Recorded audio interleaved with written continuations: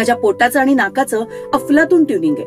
म्हणजे एखाद्या पदार्थाचा वास माझ्या नाकात आला की त्याचीच भूक पोटाला लागते. नगरच्या सक्करच्या बिस्किट कारखान्यातल्या ताज्या बिस्किटांचा वास माझा फेवरेट. रस्त्यावर पसरलेल्या ताज्या डांबराचा वास मला भयंकर आवडतो. ओल्या रंगाचा वास पण माझ्या मेंदूला जबरदस्त झिंगाणतो. आनंदी बाजाराच्या पुढे मिरकर वाड्यापाशी एक कांडप यंत्र आहे. येता जाता ताज्या मसाल्याचा वास मेंदूत शिरला की लाईफ झिंगाला आला. कराडला टाउन हॉलच्या आसपास लायब्ररीत गेलो की बाहेर बकुळीच्या झाडांची रांग आहे. श्वासांबरोबर बकुळीच्या फुलांचा तो मंद धुंद वास मनात साठवायचो.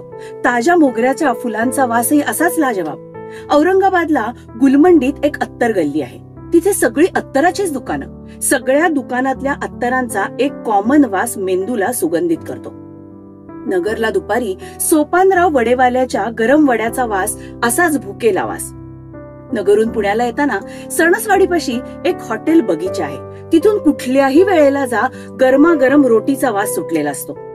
अगदी रात्री 1:30 वाजताही. सगळ्यात कातील तो मृदगंध. कालच मुंबईवाला एक मित्र भेटला, लोकलमध्ये निम्म आयुष्य घालवणारा. म्हणलं, कसं रे तुम्ही फ्रेश राहू शकता दिवसभर? तर तो म्हणाला, अरे तो तर घामाचा वास, कष्टाचा वास, तोच तर जगण्याची उमेद देतो, तोच खरा डिओ. मनातल्या मनात त्याला हात जोडले. म्हटलं, जुग जुग जिओ विदाउट एनी डिओ. धन्यवाद.